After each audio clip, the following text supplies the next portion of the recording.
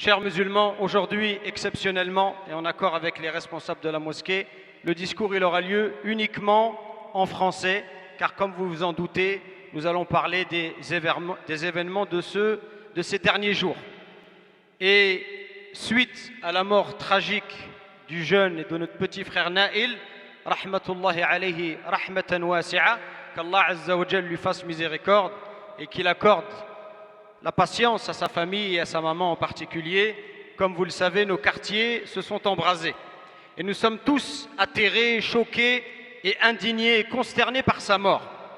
Et la colère des quartiers elle montre à quel point le malaise est grand dans notre pays. Et comment ne pas s'indigner face aux nombreuses personnes tuées pour refus d'obtempérer. Et c'est juste 16 personnes en France, uniquement en 2022, contre un seul en Allemagne durant les 10 dernières années. Donc le fait de s'interroger sur l'usage disproportionné de la force par la police est tout à fait légitime. Et c'est pour ça que beaucoup de jeunes vivent cela comme une profonde injustice. Pour autant, la violence et la destruction ne sont pas et ne seront jamais des solutions. Aussi, durant ce discours, j'aimerais vous montrer en quoi les enseignements de l'islam, ils peuvent nous donner des clés pour trouver la paix et la sérénité dans notre pays a bien besoin. Et qu'est-ce que l'islam nous préconise pour préserver notre jeunesse d'un avenir sombre et inquiétant?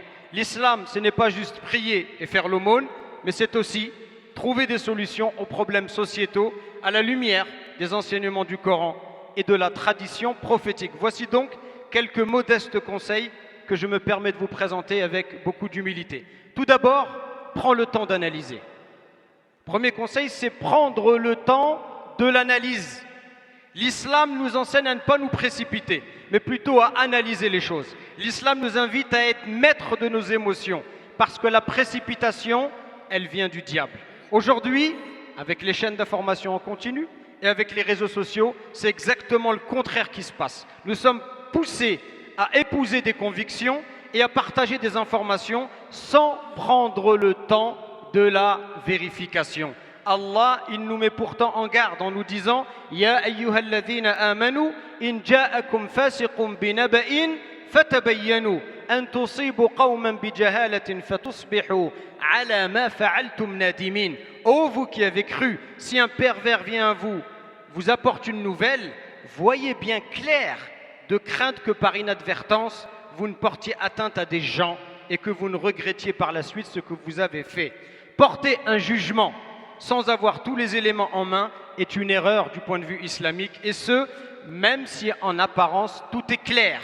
Les apparences sont parfois trompeuses. وَلَا تَقْفُ مَا لَيْسَ لَكَ بِهِ عِلْمٍ إِنَّ السَّمْعَ وَالْبَصَرَ وَالْفُؤَادَ كُلُّ أُولَئِكَ كَانَ عَنْهُ مَسْئُولًا. Et ne poursuis pas ce dont tu n'as aucune connaissance. L'ouïe, la vue et le cœur, sur tout cela en vérité, on sera interrogé. C'est pourquoi il est important et nécessaire de ne pas relayer des informations sans les vérifier, pour ne pas être manipulé, ni par certains médias, ni par certains politiques. Par exemple, on a voulu nous faire croire que c'était un voyou et qu'il avait un casier judiciaire. Et c'est souvent le cas. Et les gens vont se permettre de parler sans savoir. Et on salit l'honneur des gens. Parler et agir, c'est avoir des comptes à rendre. Le deuxième conseil, c'est qu'il faut être juste, même quand la colère est légitime. Comment on réagit quand on est victime d'une injustice en islam? Est-ce que parce que j'ai subi une injustice, ça ouvre la porte à tous les agissements? Bien évidemment que la colère éprouvée par les jeunes face aux violences policières, elle est compréhensible. Et les problèmes économiques et sociaux de nos quartiers, ils sont nombreux. Et malheureusement, la discrimination dont souffrent nos jeunes est une réalité qu'on ne peut pas nier. Et de l'aveu de la première ministre Elisabeth Borne, notre système éducatif, elle dit, est sans doute l'un de ceux qui reproduit le plus les inégalités. Tout cela s'entend parfaitement. Mais la vraie question, c'est comment réagir face à cette situation? Que puis-je faire pour faire changer les choses? Qu'est-ce qu'Allah il attend de moi? Allah il nous éduque en nous disant وَلَا يَجْرِمَنَّكُمْ شَنَآنُ قَوْمٍ عَلَى أَلَّا تَعْدِلُوا اعْدِلُوا هُوَ أَقْرَبُ لِلتَّقْوَى. Et que la haine que vous ressentez pour certaines personnes ne vous incite pas à commettre des injustices. Soyez équitable, vous n'en serez que plus proche de la piété. En cas d'injustice, comment je dois me comporter? Tout d'abord, si j'ai la capacité de faire cesser l'injustice en se défendant dans le respect des lois, par exemple, filmer les interventions policières peut s'avérer utile. Cela n'est pas interdit par la loi. Il faut se battre pour faire valoir ses droits, mais avec intelligence, avec clairvoyance, pas avec violence. En cas d'injustice également, je ne dois pas être injuste à mon tour. Détruire, brûler, casser, ce ne sont que des injustices, car on cause du tort à des innocents. La violence, elle ne résout aucun problème, mais elle les aggrave. Ces actes, ce sont des actes du démon. Et ce ne sont que des péchés et que du désordre. Et ce n'est pas rendre hommage et justice à Naël, rahmatullah alayh. C'est commettre du désordre sur terre. Et Allah nous dit Wala ta'thaw fil ardi mufsidin. Et ne semez pas des troupes sur la terre comme des fauteurs de désordre. Allah, il demandera des comptes sur ses agissements. Quel bienfait cela apporte de détruire une école? Le pire, c'est que ce sont les habitants de ces quartiers qui sont les premières victimes de ces agissements. Quand tu brûles une voiture de ton voisin. Tu brûles une voiture de quelqu'un qui l'utilise pour travailler. Quand on brûle une école et c'est les petits frères qui ne pourront pas commencer leur rentrée scolaire au mois de septembre. On cause du tort aux gens qui sont déjà victimes de conditions économiques et sociales difficiles. En cas d'injustice également, comment est-ce qu'on doit réagir en islam? On doit se remettre en question.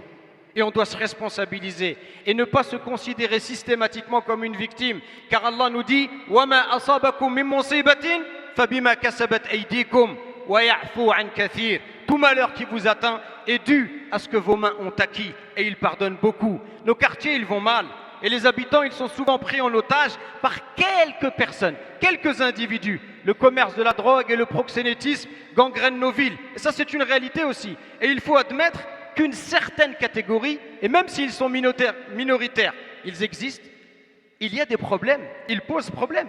Et malheureusement, certains, ils sont en perdition totale. Une instruction très faible, un vide spirituel nourri par une culture catastrophique, pas de projet d'avenir qui ne s'exprime que par la violence. En tant que musulmans, est-ce que nous, on peut accepter l'anarchie? En tant que musulmans, est-ce qu'on aime le désordre? L'autorité n'est-elle pas nécessaire?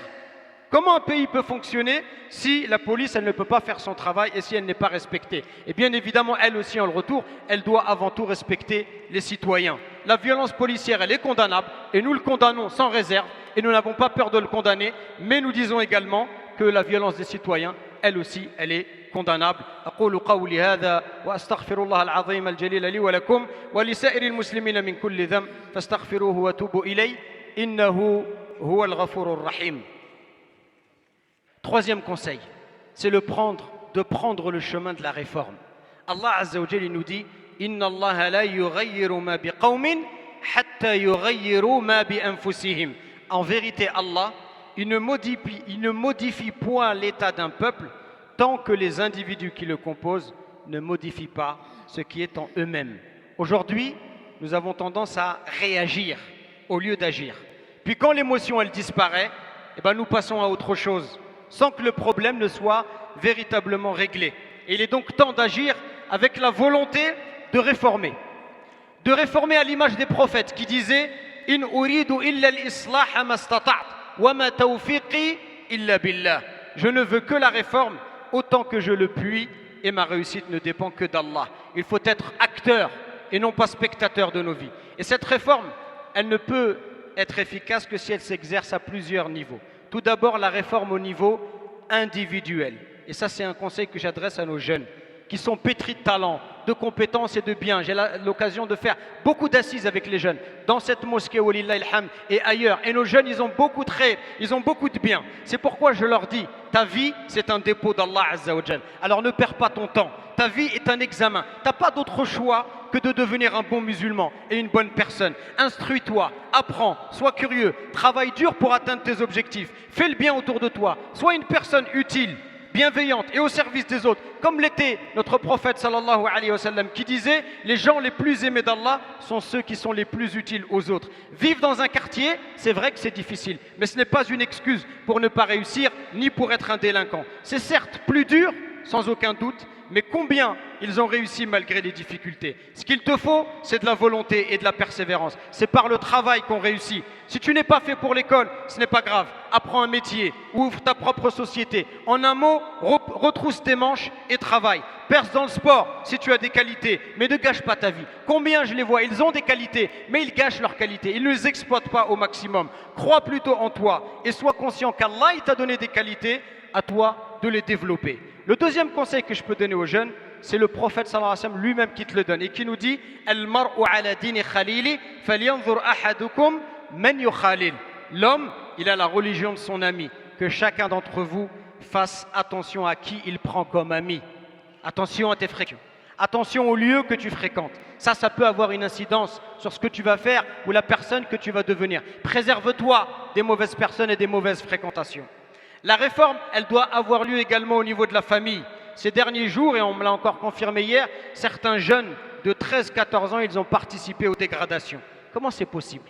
Par Allah, mes frères et sœurs, comment c'est possible qu'à 2 heures du matin, un jeune garçon, un jeune enfant de 13 ans, 14 ans, il soit dans la rue? Ils sont où ces parents? Alors bien évidemment, il y a des parents pour qui c'est difficile. Et je pense notamment aux parents célibataires, aux familles monoparentales, qui font ce qu'ils peuvent. Et ils ont besoin d'aide. Mais il y a aussi des gens qui ont démissionné. Il y a des gens qui ne s'occupent pas de leurs enfants. Et ce qui est le plus dramatique, c'est qu'on a des gens qui prient au premier rang, qui sont à la mosquée tous les jours, mais ils ne s'occupent pas de leurs enfants. Un père de famille, une maman, le soir, si l'enfant il a 19-20 ans, quand l'Isha est passé, si l'enfant il va à la mosquée, l'enfant il doit rentrer. L'enfant il ne peut pas rester dans la rue. On ne peut pas s'endormir et on ne sait pas ils sont où ces enfants. Ça c'est notre devoir, notre responsabilité. On aura des comptes à rendre. Le prophète sallallahu alayhi wa sallam, il nous dit kullukum ra'in wa kullukum mas'ulun 'an ra'iyati. Chacun d'entre vous est un berger et chacun d'entre vous est responsable de son troupeau. Et encore plus qu'hier, face aux dangers de la rue, nos enfants, ils ont besoin que l'on passe plus de temps avec eux. Ils ont besoin qu'on instaure un climat de confiance, de dialogue à la maison, qu'on leur apprenne la religion et les valeurs de respect et de tolérance, qu'on les occupe par des activités sportives et culturelles. Nos jeunes, ils ont besoin de s'exprimer. Il faut être à leur écoute et sensible à leurs difficultés. Nos jeunes, ils rencontrent des difficultés, il faut discuter avec eux. Il faut être conscient de cela, c'est ce qu'on essaie de faire. Walillah alhamd dans cette mosquée, en faisant des assises avec les jeunes, en les laissant parler, en essayant de les aider. Les jeunes, ils n'ont pas besoin de grand-chose, parfois juste un petit conseil. Que pour toi, une personne adulte, c'est rien ce que tu lui as dit. Mais pour lui, ça peut faire beaucoup de choses. Et pour lui, ça peut faire la différence. En un mot, l'éducation, ça demande beaucoup d'investissement. Éduquer, ça demande beaucoup d'investissement. Le prophète sallallahu alayhi wa sallam nous dit Ma nahala walidun waladahu afdala min adabin hasan. Un parent, il ne peut rien léguer de mieux à son enfant qu'une bonne éducation. La réforme, elle se passe également au niveau des mosquées. Il est indispensable qu'on s'occupe davantage de nos jeunes. Malheureusement, le constat, je le fais, ça ne fera peut-être pas plaisir, mais je le dis, à partir de 15 ans et en dehors de l'école arabe, dans la grande majorité des mosquées, c'est le désert. Il n'y a rien pour les jeunes. Et donc il faut lutter contre cela. Il faut que nos mosquées soient un espace ouvert, que les jeunes ils puissent venir apprendre leur religion, parler des sujets qui les intéressent, parler de sexualité, parler d'orientation scolaire, parler de la drogue. Ça, il faut qu'on s'intéresse à nos jeunes, il faut qu'on s'occupe d'eux. On ne peut pas s'occuper des jeunes jusqu'à 12 ans, et puis après on va attendre jusqu'à 30 ans quand ils se marient pour revenir à la mosquée. Il est passé où de 12 ans à 30 ans? Ça, c'est notre devoir. On a construit des belles mosquées, mais on doit les faire vivre. Walillah alhamd, dans cette mosquée, on essaie de faire ce qu'on peut, même si on peut toujours faire mieux, mais de manière générale, nos mosquées, elles doivent jouer un rôle beaucoup plus important. Et là où les efforts ils sont faits, les résultats ils sont incroyables. Il faut lutter contre l'échec scolaire. On doit lutter contre l'échec scolaire. On doit faire de la mosquée un lieu ouvert. La meilleure façon de les aider, de les accompagner, c'est de faire des projets avec eux, des projets humanitaires, de faire des maraudes, c'est de s'engager dans la vie citoyenne, de favoriser leur insertion par le sport. C'est ainsi qu'on peut avoir une influence positive. Il faut investir du temps, de l'argent et de l'énergie. Par exemple, on fait des mosquées, on fait des écoles. Mais pourquoi on n'a pas notre maison des jeunes? Pourquoi la mosquée n'a pas nos maisons des jeunes? On a combien de frères qui sont éducateurs? Combien de frères qui sont coachs sportifs, qui pourraient très bien s'occuper des jeunes? On a besoin de faire ces choses-là. S'occuper de nos jeunes, c'est pas juste leur apprendre la prière. S'occuper de nos jeunes, c'est vivre avec eux au quotidien. Et c'est comme ça que tu les influences. Un jeune, tu n'as pas besoin de lui parler tout le temps. En étant avec lui, quand il va mal parler, tu vas lui dire attention, ne dis pas d'insultes. C'est comme ça que tu vas l'éduquer. Et tu fais des choses avec lui, et tu rigoles avec lui, et tu passes des moments avec lui. C'est comme ça qu'on peut avoir de l'influence. Également, la réforme, elle se fait au niveau de nos vies et au niveau de nos quartiers. Et il faut se poser les bonnes questions. Est-ce qu'on n'est pas en train de payer là notre silence complice? Est-ce qu'on ne paye pas là l'abandon du principe islamique al-amru bil ma'rouf wa nahyu anil munkar, ordonner le bien et interdire le mal? Est-ce qu'on n'est pas en train de payer Et la société, quand je dis payer, ce n'est pas nous les musulmans, parce que ce problème-là, il ne concerne pas les musulmans. Moi, j'en parle parce qu'on vit dans ce pays, et ça concerne ce pays, ça ne concerne pas que les musulmans. Mais est-ce qu'on n'est pas en train de payer notre individualisme, l'individualisme dans lequel la société française est plongée? Qu'Allah il nous pardonne et il nous réforme. La situation que nous vivons actuellement, c'est le fruit de nos actions. Et Allah, il nous montre la voie à suivre. Et Allah, il nous dit وَتَعَاوَنُوا عَلَى الْبِرِّ وَلَا تَعَاوَنُوا عَلَى الْإِثْمِ وَالْعُدْوَانِ. Entraidez-vous dans l'accomplissement des bonnes œuvres et de la piété et ne vous entraidez pas dans le péché et la transgression. Donc il faut davantage d'entraide, davantage de solidarité avec toutes les bonnes volontés. Il faut créer du lien, s'investir et participer à toute action et projet sportif ou associatif bénéfique. Parce que l'individualisme, c'est un poison qui est mortel. Ceux qui ont la capacité d'avoir une parole apaisante, alors apaisez les jeunes. Ceux qui peuvent parler et qui sont respectés, jouez votre rôle pour que les choses se calment. Parce que c'est ce à quoi on appelle au calme. Et la réforme, elle passe également par la réforme de l'État, la réforme de la police. Les violences qui existent, ce ne sont pas, même si on veut nous le faire croire, des cas isolés. Non, cette violence, elle est systémique. Il faut que l'État y trouve les réponses à ces problèmes-là. Nous, on n'est pas là, et moi, je ne suis pas là pour taper sur les jeunes pour qu'on dise « Ah, lui, c'est un bon imam, il calme les jeunes ». Nous, on est là pour dire qu'il y a des problèmes et il faut qu'ensemble, on trouve des solutions à ces problèmes. Et les problèmes, ils sont multiples, et ils sont complexes et ils sont difficiles. Et notre message, il faut qu'il porte.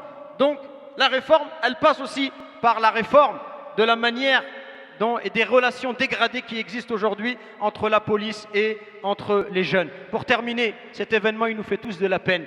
Et je dis aux jeunes, ne croyez pas qu'on est insensible à ça, ça nous fait de la peine, parce que ça aurait pu être notre propre fils. Et personne n'est à l'abri.